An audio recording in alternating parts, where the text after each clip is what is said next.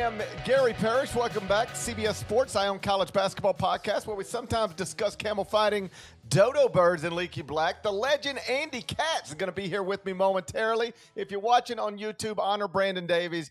The only way that's appropriate, smash that like button. If you haven't yet subscribed to the College Basketball Podcast, please do that wherever you subscribe to podcasts like Apple and Spotify. Let's get into it. Today we are continuing our 2026 Summer Shoot-Around series. This is episode 12, and we are turning our attention to the Michigan Wolverines. That's Mike Boynton's Michigan Wolverines. Before we look ahead, quick recap of last season. Michigan, of course, finished 37-3, 19-1 in the Big Ten, won the conference outright by 4 games. That was just the beginning of the good stuff. Got a 1 seed in the NCAA tournament, beat Howard by 21. Then St. Louis by 23, then Alabama by 13, then Tennessee by 35, then Arizona by 18, then UConn by 6 to win the 2026 NCAA tournament.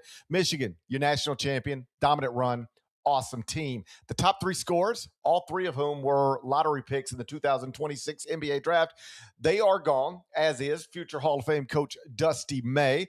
That's how Mike got the job. So now Mike is running Michigan's program, and he's working with 2 returning rotation pieces in Elliot Cadeau and Trey McKinney, plus a recruiting class that is ranked 10th nationally. I've got Michigan right now sitting at number 9 in my top 25 and 1. What does Andy Katz think about that? I'm going to ask him next. But first, let's get a word from our partners. Big Ten on CBS brings us East and West. Here's what we've been waiting for, partner.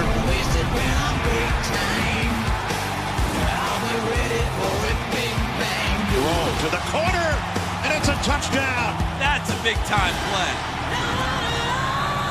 When everything comes together, CBS Sports brings you Big Time, Saturdays on CBS and streaming on Paramount+.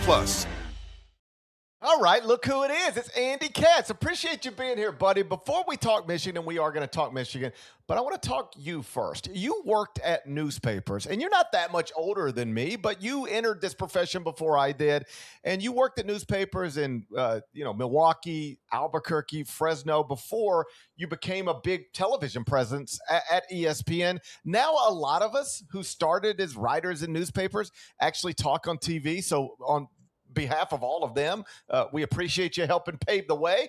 You were one of the first, though. Like, did you have any idea your career would unfold the way it has unfolded?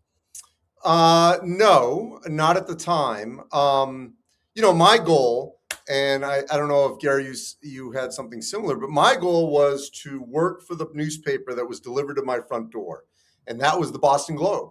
And I grew up in really the heyday of that sports section when you had Peter Gammons covering baseball, Bob Ryan was covering the Celtics, Lee Montville was covering the Patriots, and the Red Sox. Peter Gammons was the Red Sox, yeah. Ryan the Celtics, and so there was just household names. Kevin Paul DuPont was covering the Bruins, and so I wanted to work there. That was my goal. And even though I left New England and go to the Midwest, where my mom's originally from, I still wanted to migrate back there.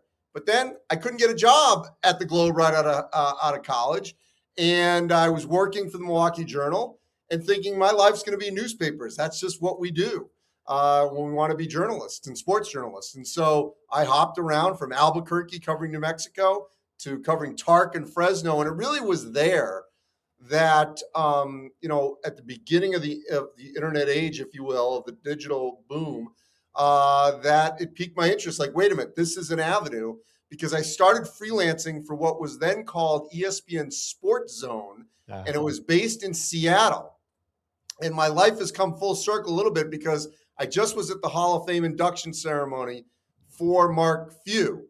And I actually met Mark Few in 1999 in Seattle, where I was interviewing for ESPN.com. I was at the Fresno Bee, and I got sent to that regional, and I also had an interview there at ESPN.com because they were based there. I ultimately get the job 5 months later, and they say, hey, by the way, the job's actually moving to Bristol. I had just gotten married. I'm like, hey, My wife's from New Mexico. We're like, we love the West. We're moving to Seattle. And they're like, no, we're moving to Connecticut. And we've been in New England ever since. So, and then, when I got to ESPN, I kid you not, they basically said to me, I don't know if you're going to be able to, go on TV or not, because at the time it was me, David Aldridge was covering the NBA, Gammons was there now covering baseball, and you had John Clayton and Chris Mortensen with the NFL. There really wasn't like college, reporters on television.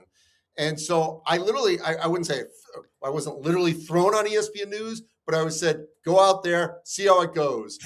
And, I remember I was shouting at first and it didn't go as well, but obviously I wasn't terrible because then I stayed on it and got better and more opportunities arose over 18 years. So yeah, that's sort of how it happened. But I thought my life was going to be all newspapers all the time. And that was going to be my life. It's interesting how similar it is to my perspective, goals, and sort of the way my career has unfolded as well.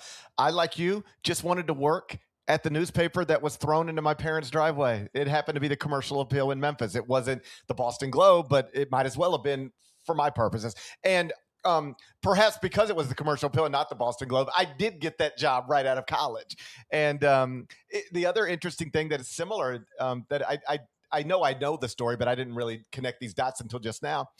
Part of us getting these bigger opportunities, we're covering gigantic figures in the sport of college basketball. You were covering Tark and I was covering Cal. And that is in many ways how, some eyeballs get on us. And then like you, when I was hired at CBS, just like you were hired at ESPN, the job was not TV at all. I was supposed to write for .com. That's the first contract. That's the job. And then the TV stuff just sort of happened, along the way. And now here we are. But I say this sincerely. And I just said something similar to Seth Davis. So I hope I'm not being overly complimentary on the same week. But there weren't a lot of people like you guys when I was daydreaming about what I wanted to be. But hand to heart, it was like, man, if you could ever get a job like the job Seth Davis has, or a job like the job Andy Katz has, man, that would really be something. You guys really did. Both of you paved the way for all of us that have come behind you. So seriously, we're appreciative. I appreciate that. And I will say this, one thing going back to Fresno, it's crazy when I think about it, but Adrian Wojnarowski and I competed for the same job, beat writer. He was covering UConn in Waterbury, Connecticut, and I was covering New Mexico. So I had at least a little more familiarity with the West, but we both got hired and they tabbed him the columnist, me the beat writer. And then he ended up leaving a year earlier than I did. And he goes back to New Jersey to be a columnist, ultimately goes to Yahoo. And then his career, of course, blows up. But you're right. I was covering a national person and story. 60 Minutes came. We had craziness, Chris Herron. There was so much going on that allowed us, that sort of launched us both nationally, because even though we were in a small Central Valley community, that's what sort of, it all sort of blew up off of that. Yeah, no, it's interesting the way, you can't, literally in college, they told me, decide what you want to be because you can't be everything. You're not going to be a writer and a radio person and on TV. That's not the way this stuff works. And, here we are. So when I go speak to, students, I always tell them my story because professors insist that you do. But then I say, okay, now scrap all of that because none of that is relevant to the year 2026. And as we found out, it wasn't really relevant to my career. I never took a television class, never took a radio class. Perhaps it shows, but that was by instruction. I was told not to because if you're going to work in newspapers, you're just going to work in newspapers. Obviously, that's changed, and you're a part of that, for real. But Gary, I'll tell you the thread line, two things that we both have done I think a really good job at, obviously, is one, seize the opportunity. Yeah. When it's in front of you, take it. And two, adapt. Yeah. I think you've done an unbelievable job, compliments back at you, at adapting. Your radio show in Memphis and obviously all your television work with CBS, in addition, obviously, your writing and all that. But you have to adapt. Yeah. And I continue to tell, when I speak to these college students as well, that you've got to be able to adapt. And, if you don't, you become the dinosaurs and you get passed by.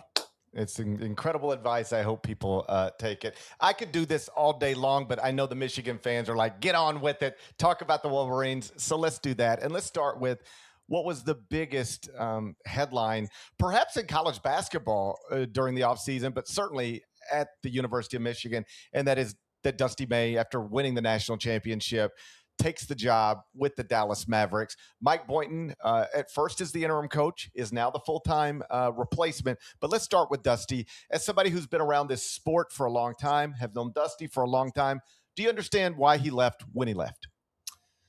Yes, although I will say the one thing, you did in your intro say future Hall of Famer. I'm going to reserve judgment. I mean, I realize I'm getting ahead of myself, but I do think if you take FAU to a Final Four and Michigan to a national championship, you're going to get there somehow. Yeah, I mean, I first of all think that Brad Stevens ultimately will be. Yes, and I would put him ahead of Dusty, even though he didn't win one. He won an NBA title obviously as a president or GM of the Celtics, but coached got to the finals and in the East Conference Finals multiple times, national championship games from Butler. So we'll see if Dusty can get there. Yeah. He's had a great career thus far, no question, not disputing that. Look, we have to obviously say that it is incredibly rare to win a national championship and leave. Larry Brown, the last one to actually go through with it. I was actually at the news conference when Billy Donovan almost did. I was at ESPN at the time, and I got sent down to Orlando. I was there, front and center, for that news conference with the Magic, and then he went back. So he had cold feet there in Orlando. So it almost happened with Billy. Ultimately goes to the NBA a couple years later. So timing is definitely different. I think the franchise and the people who hired him does make a difference, having Cooper Flagg there, because a lot of these NBA guys, as you know, have gotten jobs where they're basically set up to fail. And, think back to Leonard Hamilton, Lon Kruger, Mike Montgomery, all these guys that left college and had success, even Cal, when he went to the Nets, they've had success and it didn't pan out because they really were in losing situations. Things are trending in the right direction with Dallas. We'll see if they can get there, but they certainly are trending in the right direction. So I think that's a plus. The current climate, he's spoken about it. That clearly drove him out.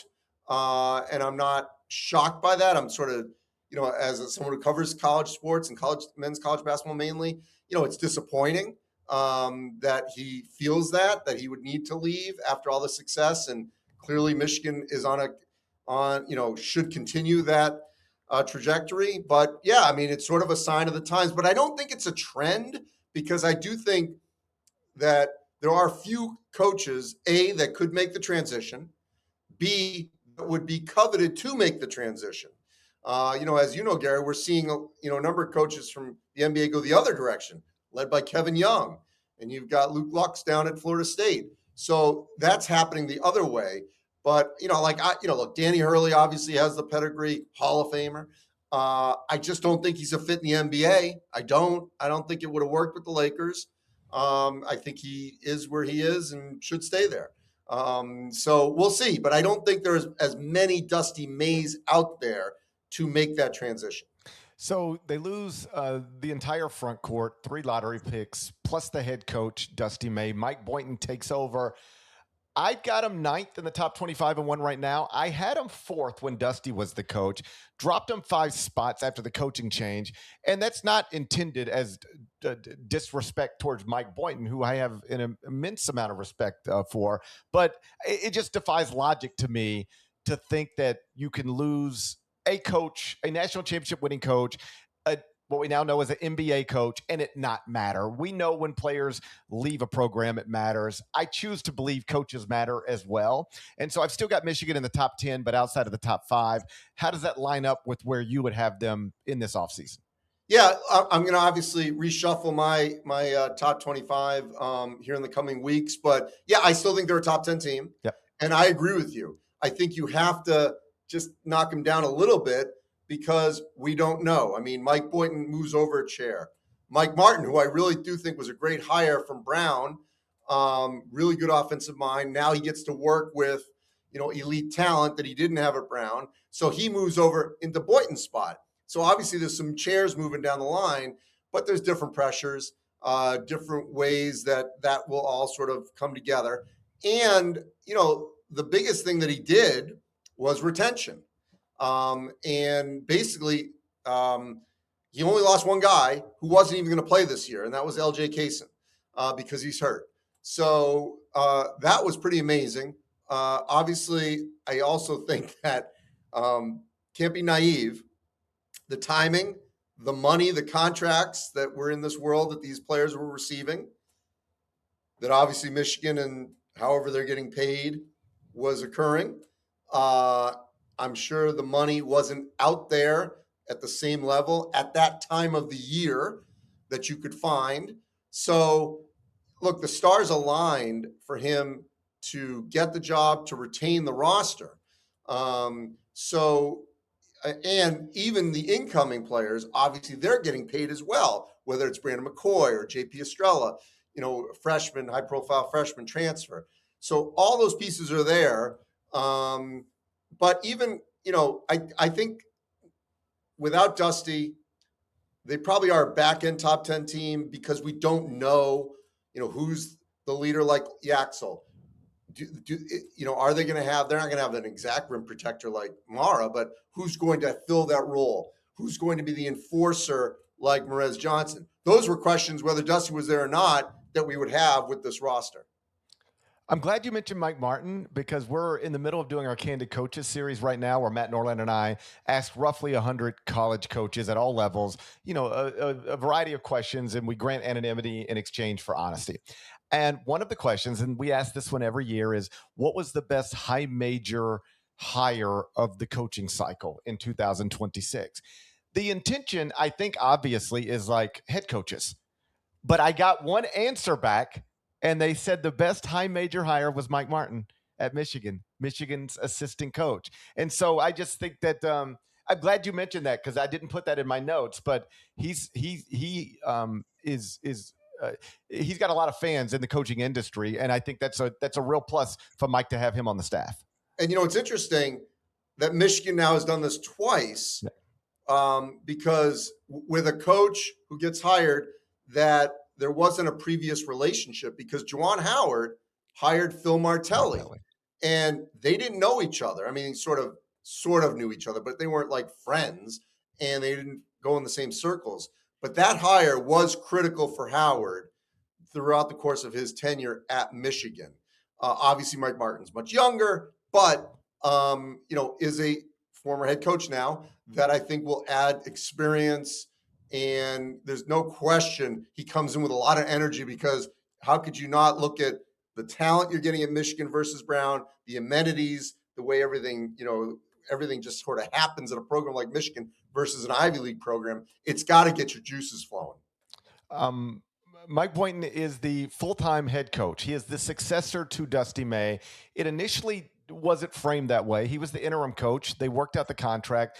I like that they did this just because it removes a lot of questions, and it removes a lot of questions without really, backing you into a corner, because the truth is this is University of Michigan. They've got tons of money. If they need to buy their way out of this, they can, but by giving him the full-time job, that title, it allows him to recruit as if it's his program, to just walk around as if it's his program, talk like it's his program. So it's his. If I were running Michigan, I would have done the exact same thing that they've done. I think it's smart. Here's my question for you. Do we think we know what Mike needs to do in year one to make sure that there is a year two? You usually don't talk about first-time head coaches, first-year head coaches that way. Almost always going to imagine a year two. But I do think this is a scenario where they have given themselves outs, and it's such an unusual situation where he might be coaching for his job in year one. Do we know what this needs to look like at the end for him to feel comfortable? Well, the other curveball here is you're going to have a new athletic director. Yes. The Ward Manuel, who hired him, out. Yep. And they just, this week as we're talking, have just hired a new president, coming from Vanderbilt to Michigan. So now your two direct bosses, if you will, are brand new. And so there's a first impression that he's going to have for them. Now, no one wants to come in and have to, change a head coach at that high profile position, in this case, football, men's basketball. But, obviously they're going to be sort of watching how he and the staff do as well. The good news, I think, for Michigan, is obviously with the talent coming back and the retention, they really have no excuse not to be a top 4 team in the Big Ten. And if you're a top 4 team in the Big Ten, you're a title contender in this current landscape. So, look, you can't expect them to get back to a Final Four. It's very difficult to do. But I think if they hold their own and you're in the top 4, you've got your top 4 or 5 line seed in that grouping, win some high profile games, do well. I think that is what you should be doing if you're the head coach of Michigan, certainly with this roster. The most awesome thing about last season's team is that though it was clear early they were great and it was obvious early the strength was in the front court, that transfer portal class was not viewed that way as when it was signed. Like Morez Johnson was like, okay, we'll see. And Adai was like, yeah, I guess.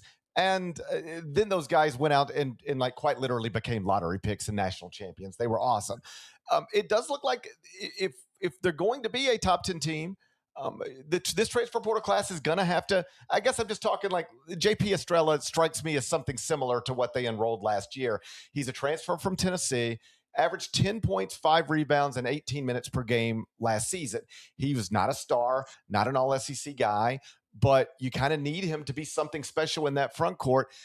Do we believe that he can have that year-over-year jump that last year's transfer portal additions had almost across the board for Michigan?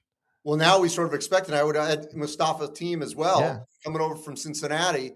He's the kind of big that has made those jumps in the last couple of years. And I agree with you. Think back 2 years ago, no one thought that Danny Wolf and Vlad Golden, was going to suddenly be this 1-2 high-low punch in the front court and lead them to a Big Ten tournament title and, deep in the tournament. So 2 years in a row, they put together this collection of front courts that were not high profile. Yes, Jackson Lenborg, he was a high profile transfer, did great at UAB, but still, because that's down where you are, you still had to be, okay, he did it there. Could he do it in the Big Ten? Oh, and I'll take it a step further. He was not even the American Athletic Conference Player of the year before he came to Michigan. Yeah. Right. Yeah. So it was natural to have some reservations. Also, taking your point also, Elliot Cadeau, didn't have a great year at North Carolina. Just, good, not great. He obviously took another step up. And then Trey McKinney comes in and he blows up as the season progresses. So now he comes in, with Cadeau as this experienced high-profile backcourt that won a national championship and with big expectations. And then you add in a big-time talent in Brandon McCoy, who's going to filter into this, roster of returnees and transfers and be expected, obviously, to have a breakout freshman year. Yeah, McCoy is the high-profile freshman, the highest-rated recruit, number 11 in the class of 2026, according to 24/7 Sports. He graduated from Sierra Canyon, expected to start in that backcourt next to Elliot Cadeau. You mentioned if you're a top 4 team in the Big Ten, you're a national championship contender. I think that's clearly true, and for whatever it's worth, I've got Michigan 3rd in the Big Ten right now, behind Illinois, behind Michigan State, but 3rd and 9th in the country. Let's look at the schedule and try to figure out what we think that record's going to be heading into the Big Ten tournament. They're going to open on November 3rd against Oakland at home, and then I'll just run you through some of the more high-profile games in the non-league schedule. November 6th against UConn in Boston. That's a national championship game rematch. November 11th, going to get Marquette at home. 21st of November, Villanova in Philadelphia. November 24th, that's the first game in the Players Era 16. They're going to open with Creighton. Then it's either Miami, TCU. Then it could be Gonzaga, Baylor, Alabama, or Kansas State. If they were to win that 8-team bracket, they would get a fourth game in Vegas against the winner of the other bracket, which could be Tennessee, Maryland, USC, Iowa State, Texas Tech, Louisville, Oregon, St. John's. They might play 4 games, definitely playing 3. December 5th, they get Louisville in Detroit. Then there's a 20-game Big Ten schedule, 18 teams in that conference now. You're going to play 17 of them once, and then they'll play Michigan State, Minnesota, and Ohio State home and away. By my math, we're looking at something I believe it's 31 games heading into the Big Ten tournament, unless they get the 4th game out in Las Vegas.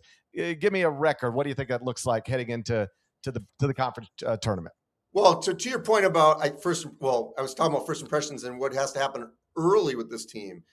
Like an Oakland game, dangerous. Yes. Okay. As you know, Greg Campy always has his crew ready. They always can score. They always can shoot. They always play Michigan State tough. So that's a little dicey game right off the bat. To me, he's got to take care of the home games for that first impression. And they are all winnable. Not that, Marquette's going to be very difficult as well. The neutral, like in Detroit, later in December, again, we'll see what happens in Players Era. The UConn game, I hope it's not one of these games where it gets over, and we all are guilty of this, of sort of over-evaluating a game that early in the season. Obviously, it's not a rematch. A lot of different players are going to be on that court, but it'll be billed like that. Right. It's in Boston, obviously much more of a home court for UConn.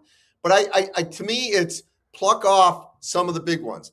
There's no way they're going to have that dominant stretch like they had in Vegas last year, where they took the country by storm and looked like the running Rebels from the early 90s. We can't expect that to happen. Don't expect that to happen. But I think if they, maybe they get through that non-conference with 3 or 4 losses max, I think that would be a solid non-con. Remember, the Duke game went away. Right. That was that was above them. That was a Big Ten network issue with Amazon Prime. So that went away. And maybe that's for the best, because it already is a tough schedule for Mike, the first 2 months of the season.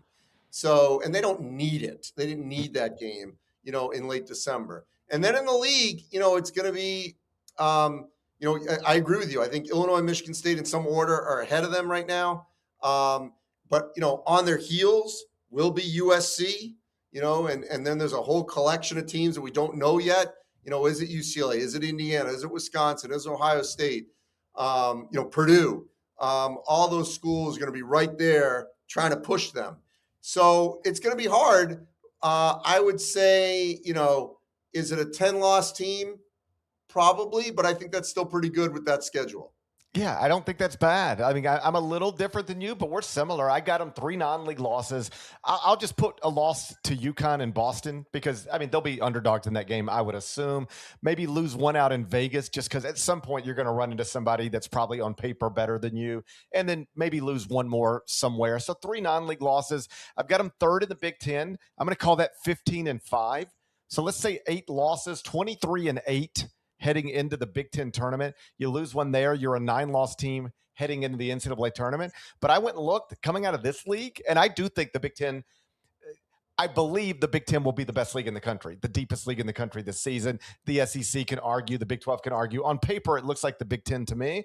And 15-5, 9 losses on Selection Sunday, you could get a 3 seed, no problem. You could get, with this type of number in the loss column last year out of the Big Ten, you could compete for a 3 or a 4 seed. I would expect Michigan to do something like that. So 15-5 in the league, 3 non-league losses. I'm going 23-8 heading into the Big Ten tournament. All right. I'll go 24. No, it'd be 22 and 9. 22 and 9. Oh, yeah, 22.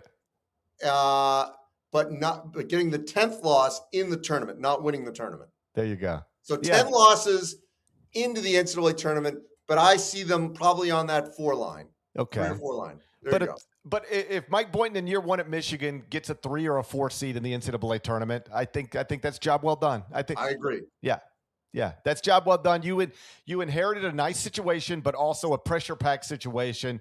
You did the first part of the job well, which is hold the team together.